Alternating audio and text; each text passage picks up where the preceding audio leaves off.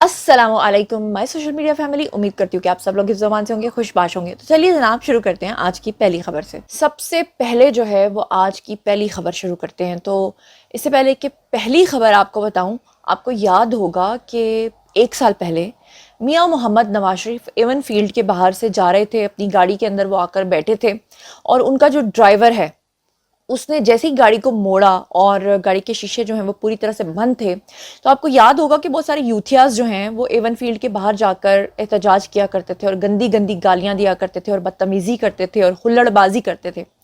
उन्हीं में एक खातून भी शामिल थी, लेकिन उस खातून ने इंतहाई चालाकी के साथ क्या किया था कि मियाँ मोहम्मद नवाज शरीफ की गाड़ी के पास वो आई और उसने आकर जो है वो बड़े मुअद्दबाना स्टाइल में जो है वो गाड़ी के शीशे को उसने नॉक किया और उसने कहा कि सर मैं कुछ पूछना चाहती हूँ। तो मियाँ मोहम्मद नवाज शरीफ ने जब देखा तो उन्होंने कहा शायद ये खातून है, शायद ये बदतमीजी नहीं करेगी। तो उन्होंने अपने ड्राइवर से कहा कि ठीक है गाड़ी का शीशा नीचे करो। लेकिन जैसे ही गाड़ी का शीशा नीचे हुआ तो उस खातून ने गाड़ी का शीशा नीचे होते ही मियाँ मोहम्मद नवाज शरीफ के साथ बदतमीजी करना शुरू कर दी। उसने उनके साथ एक ऐसा सवाल पूछा था कि जो गालिबन इस तरह था कि आप चोर क्यों हैं, आप इस तरह क्यों करते हैं, आप उस तरह क्यों करते हैं। तो उसने बदतमीजी करना शुरू कर दी और उसके बाद क्या हुआ कि जो मियाँ मोहम्मद नवाज शरीफ का जो ड्राइवर था वो अपने आपे से बाहर हो गया। उसको गुस्सा इतना ज्यादा आया कि एकदम से रिएक्शन के तौर पे उसने क्या किया कि उस खातून की तरफ थूक दिया। मतलब उसने स्पिटिंग करने की कोशिश की, अब उसने थूका नहीं था लेकिन उसने बहरहाल ये हरकत जो की उसने वो गलत की। मैं इस चीज़ को कंडेम करती हूँ कि किसी को भी हक नहीं है कि कोई अगर किसी को जो है वो कोई सवाल पूछता है, चाहे वो कितना ही बुरा है, कितना ही नाजेबा है, कितना ही नागवार उसे गुजरता है, बट इट डजेंट मीन के सामने वाला शख्स उसके ऊपर तशद्दुद करना शुरू कर दे या उसको थप्पड़ मार दे या उसके ऊपर थूक दे। अब जो नवाज शरीफ का जो गार्ड है, गार्ड भी था, ड्राइवर भी था, उसने जनाब जैसे ही स्पिटिंग करने की कोशिश की, साथ ही जो है मियाँ साहब ने उसको कहा कि नहीं नहीं ऐसे मत करो और उसने अपना शीशा जो है वो चढ़ा दिया। तो अब वो जो खातून है वो बेसिकली अब मजलूम बन गई है और वो कह रही है कि जी मेरे साथ बड़ा बुरा सलूक हुआ था और क्योंकि किसी को राइट नहीं पहुंचता कि लंदन जैसी जगह पे आप किसी के ऊपर थूक दें, तो इसने मेरे ऊपर थूकने की कोशिश की थी। तो वो केस जो है ना वो समाअत के लिए मेरे ख्याल से वो हो गया है, अप्रूव हो गया है। लेकिन सवाल ये भी पैदा होता है कि यही खवातीन जब जाके किसी मर्द का गिरेबान पकड़ के उसको खींचती हैं, उसको गालियां देती हैं, उसको उकसाती हैं, उसके ऊपर गंदे गंदे जुमले कसती हैं, उसको गालियां देती हैं, और बदले में अगर वही मर्द उस औरत को पकड़ के बालों से घुमा दे या उसको पकड़ के एक थप्पड़ मार दे या उसके ऊपर थूक दे या उसको धक्का मार के पीछे फेंक दे, तो उस वक्त वो मर्द तो बहुत जालिम हो जाता है, वो तो बड़ा थर्ड क्लास हो जाता है, वो तो बुरी हरकत करता है। लेकिन वो खातून जो है वो खुद को सच्चा साबित कर लेती है। अब इस केस के बारे में ईमानदारी से मैंने आपको बता दिया है, फैसला आपने खुद करना है कि आप क्या समझते हैं कि इस खातून ने सही किया था या उस गार्ड ने सही किया था या क्या था। बहरहाल ये तो जब फैसला होगा इस केस का तभी मैं आपको बताऊंगी। और अब बात कर लेते हैं शहबाज शरीफ की। वो जो इमरान खान थे ना, जो जाते थे और मलेशियन प्राइम मिनिस्टर से मिलते थे या जाकर जब वो किसी से अभी हाथ ही मिलाते थे तो फौरी, बल्कि हाथ तो मिलाते ही नहीं थे ना, एटीट्यूड दिखाते थे, सारे लीडर्स उठ के खड़े हो जाते थे तो वो खुद बैठे रह जाते थे। और उसके बाद यूथियाइज्म जो था वो ये कहता था कि ये है जी उम्मत मुसलमा का हमारा लीडर जो कि एटीट्यूड में रहता है, जो किसी से हाथ नहीं मिलाता है, जो किसी के लिए उठकर खड़ा नहीं होता है, ये है जी हमारा रियासत मदीना का अमीन। और उसकी वजह से मलेशिया के साथ भी ताल्लुकात ख़राब हो गए, उसकी वजह से रशिया के साथ भी ताल्लुकात ख़राब हो गए, उसकी वजह से अफगानिस्तान के साथ भी ताल्लुकात बिगड़ गए, उसकी वजह से जो है वो सऊदी अरब के साथ भी ताल्लुकात ख़राब है, चाइना के साथ भी ताल्लुकात ख़राब हो गए। तो अब असल में किसको कहते हैं उम्मत मुसलमान का लीडर? वो है जी शहबाज शरीफ। ये आपको साइड पर उनका वीडियो नज़र आ रहा होगा। शहबाज शरीफ ने वहाँ जाकर ऐसी धुआंधार तकरीर की। सबसे पहले आलमी फोरम के प्लेटफॉर्म पे बैठकर शहबाज शरीफ ने वहां पर सबसे पहली जो बात की वो गजा के हवाले से की, फलस्तीन के हवाले से की, और वहां पर हॉल जो है वो पूरा तालियों से गूंज उठा। उसके बाद उन्होंने पाकिस्तान के नौजवानों की बात की। उन्होंने कहा कि मैं पाकिस्तान के नौजवानों को लेकर आगे बढ़ूंगा। उन्होंने कहा कि हमारे पास ऑयल के, तेल के ज़खायर नहीं है, लेकिन हमारे पास हमारे नौजवान हैं जिनकी स्ट्रेंथ को लेकर मैं आगे बढ़ूंगा, जिनकी स्ट्रेंथ के साथ हम पाकिस्तान के अंदर जो है वो तरक्की को आगे लेकर बढ़ेंगे। और उस वक्त भी हॉल जो है वो तालियों से गूंज उठा। तो मेरा ये ख्याल है कि वो तमाम लोग जिनकी आंखें अब भी बंद हैं, जिनकी आंखों के आगे आज भी पट्टी बंधी हुई है, उनको ना ये सोचना चाहिए कि मियाँ मोहम्मद नवाज शरीफ जैसा एक अजीम लीडर उनको मिला, جس کی قدر نہیں انہوں نے کی, جس کے اوپر ہلڑ بازی کرنے, تھوک پھینکنے, تو ایون فیلڈ کے باہر جا کر گندے گندے نعرے لگانے کے علاوہ ان کو اور کچھ ملا نہیں.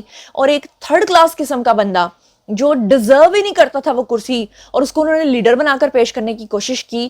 آج ان کو باقیوں کو چھوڑ کے نا کم از کم شہباز شریف کی قدر ضرور کرنی چاہیے. یہ میں آپ کو بول رہی ہوں. 26 گھنٹے وہ بندہ کام کرتا ہے, صرف 2 گھنٹے وہ سوتا ہے, اور دن رات وہ کام پہ کام کر رہا ہے. پوری دنیا کے اندر جا کر وہ بندہ, اس بندے نے جب آپ کو یہ کہا تھا نا کہ بیگرز کانٹ بی چوزرز, یعنی مانگنے والے جن کے ہاتھ میں کشکول ہوتے ہیں نا وہ چوزرز نہیں ہو سکتے, تو اس وقت آپ لوگوں نے بڑی تنقید کی تھی, لیکن 100% صحیح بات کی تھی کہ جب آپ کے ہاتھ میں کشکول ہوگا تو آپ کسی کے آگے کیسے اپنی شرائط رکھ سکتے ہو, آپ کو ان کی ماننی پڑتی ہے. اور پھر شہباز شریف نے کہا تھا کہ اس کشکول کو توڑنا ہے, میں نے کسی دوسرے ملک میں جا کر قرضہ نہیں مانگنا ہے, میں نے ان کی اور اپنی اسٹرینتھ کو استعمال کر کے کہنا ہے کہ سرمایہ کاری کرو. اور وہی شہباز شریف اب تمام ممالک میں جا رہے ہیں. چائنا کے ساتھ تعلقات ٹھیک ہو گئے ہیں, نواز شریف ابھی چائنا کے اندر موجود ہیں, ملیشیا کے ساتھ, رشیا کے ساتھ, افغانستان کے ساتھ, سعودی عرب کے ساتھ, سب کے ساتھ تو تعلقات ٹھیک کر دیے ہیں. پاکستان کی معیشت کی جو ڈاؤن فال تھا وہ 38% سے کم رہ کر اب 28% پہ آ گیا ہے. مہنگائی کم ہو گئی ہے پہلے سے. تو اور کیا چاہیے؟ اسی اسٹرینتھ کے ساتھ اور اسی طریقے سے اگر کام کرتے رہے تو انشاءاللہ پاکستان جو ہے, یہ جو پچھلے پونے 4-5-6 سال گزرے ہیں نا ہمارے اوپر اتنے مشکل, انشاءاللہ اس کو اوور کم کرے گا. اور یہ جو ایون فیلڈ کی بات میں آپ کے سامنے کر رہی تھی کہ جس کے سامنے جا کر یہ یوتھیاز گندے گندے نعرے لگاتے تھے, یہ اسپانسرڈ بائی جمائمہ تھے. یہ سارے کے سارے جمائمہ سے پیسے لیتے تھے. اس کا سب سے بڑا ثبوت آپ یہ دیکھیے کہ جب یہ جا کر ایون فیلڈ کے باہر گالیاں دیتے تھے تو بعد میں جا کر یہ جمائمہ کے پاس حاضری لگاتے تھے اور ان کے ساتھ تصویریں سوشل میڈیا کے اوپر اپلوڈ کرتے تھے. اور صرف بات یہیں تک نہیں رکتی, بلکہ یہ وہ تمام لوگ تھے عادل باجا سے لے کے شایان تک, اور وہ پتہ نہیں کون کون سی آنٹیاں جو جا کر وہاں پر گندے گندے نعرے لگاتی تھیں. اب ان سب نے کیا کرنا شروع کر دیا, وہاں پہ ڈانس کر کے نا, یہ جو شادیاں ہوتی ہیں ان کے ایونٹس میں ڈانس کر کے پیسہ کما رہی ہیں. انہی میں ایک ممی ڈیڈی ٹائپ کا لڑکا تھا جس کا نام تھا شایان. آپ کو یاد ہوگا یہ شایان جو ہے یہ بڑا بڑھ چڑھ کے ایون فیلڈ کے آگے گندی گندی گالیاں دیتا تھا. دراصل یہ اتنا خلاف کیوں ہوا تھا میاں محمد نواز شریف کے؟ اس لیے خلاف ہوا تھا کیونکہ یہ اور اس کی والدہ ایک ہوٹل کے اندر کھانا کھا رہے تھے, اور وہاں پر شہباز شریف کی فیملی اور عابد شیر علی بھی کھانا کھا رہے تھے. اس وقت یہ شایان کی جو والدہ ہیں یہ بڑی پکی یوتھن تھی, یہ اٹھ کے کھڑی ہوئی اور انہوں نے اٹھ کر گالیاں دینا شروع کر دیں, اور انہوں نے نعرے کسنا شروع کر دیے, اور انہوں نے عابد شیر علی کو کہا کہ ہمارے پیسے جو تم نے حرام کے کمائے ہوئے ہیں وہ یہاں پر آ کر تم کھانے کھا رہے ہو. عابد شیر علی اٹھ کر کھڑے ہوئے, انہوں نے بدلے میں اس خاتون کو گالیاں دیں. عابد شیر علی بھی اپنے آپ پہ سے باہر ہو گئے. اب بات یہ کہ اس وقت وہ خاتون بن گئی, اس وقت اس نے رونا شروع کر دیا کہ ہائے ہائے میرے ساتھ تو بڑی زیادتی ہو گئی, ہائے ہائے وہ تو مجھے اس نے گالیاں نکال دیں. یہ بات وہ بھول گئی کہ پہل اس نے خود کی تھی. تو شایان بیسیکلی اس خاتون کا بیٹا تھا.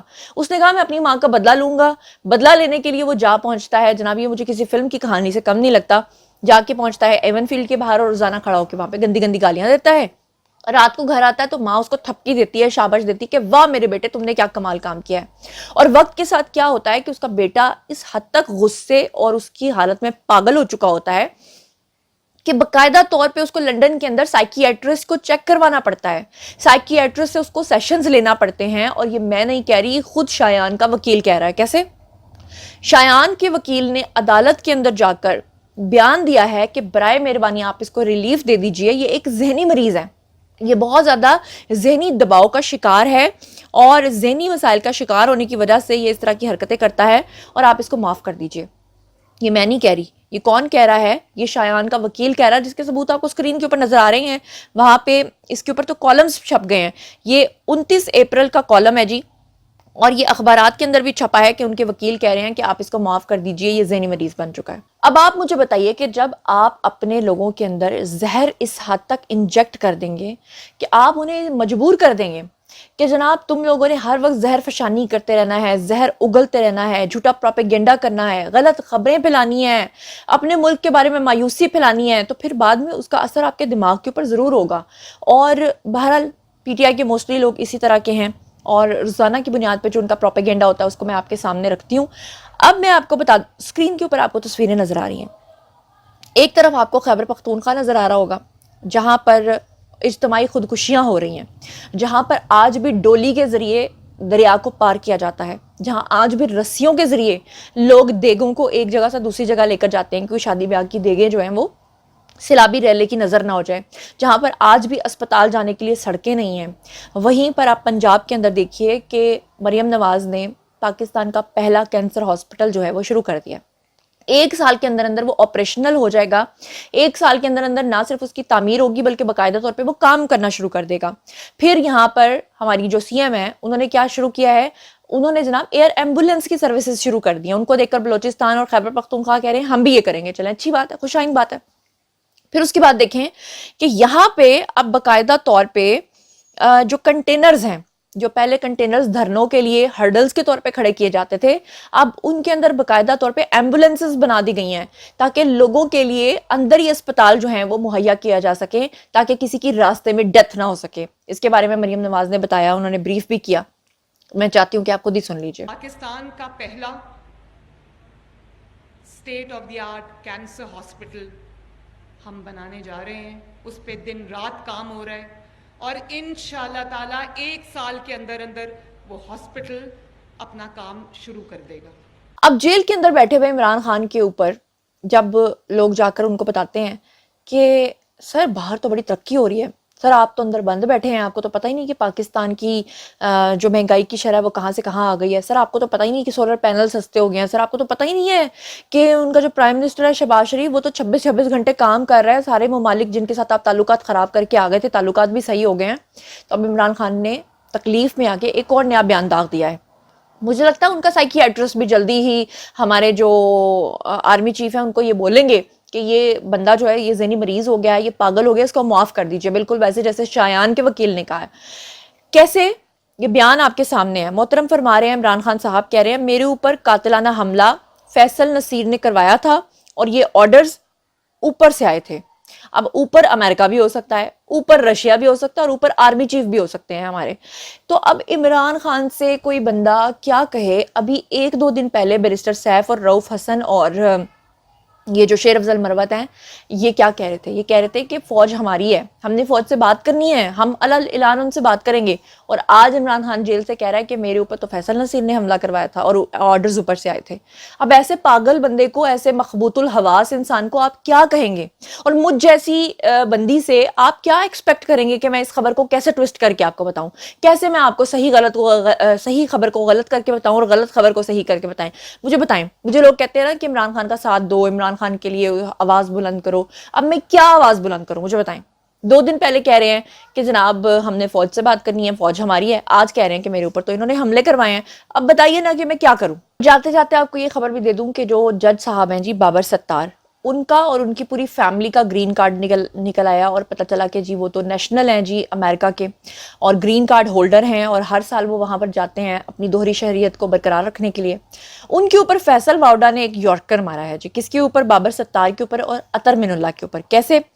فیصل واؤڈا نے کہا ہے کہ SC 192 اور PLD 2024 کا جو حوالہ ہے وہ دیتے ہوئے انہوں نے کہا کہ رجسٹرار اسلام آباد ہائی کورٹ وہ ڈاکیومنٹ پبلک کر دیں جس کے مطابق بابر ستار نے چیف جسٹس اطہر من اللہ کو اپنی امریکی شہریت کا بتایا تھا. کیونکہ بابر ستار کہہ رہے ہیں کہ جی میرے بارے میں یہ جو الزام لگ رہا ہے کہ میں نے کسی کو بتایا نہیں تھا کہ میری امریکی شہریت ہے، تو میں نے بتایا تھا اطہر من اللہ کو. اس کے اوپر فیصل واؤڈا نے کہا کہ ٹھیک ہے اگر آپ نے بتایا تھا تو آپ یہ جو ڈاکیومنٹ ہے اس کو پبلک کر دیں. یہ دراصل فیصل واؤڈا نے ایک ماسٹر سٹروک پھینکا ہے، کیونکہ اگر وہ ڈاکیومنٹ کو پبلک نہیں کرتے تو اس کا مطلب یہ ہے کہ وہ جو پریس ریلیز انہوں نے کی ہے وہ جھوٹی ہے، اور اگر وہ ڈاکیومنٹ کر دیتے ہیں تو اس کا مطلب یہ ہے کہ معزز جج اطہر من اللہ جو ہیں ان کے اوپر بات آ جائے گی کہ اچھا جی آپ کو بتایا تھا تو آپ نے اس کے اوپر کیوں کوئی ایکشن نہیں لیا تھا.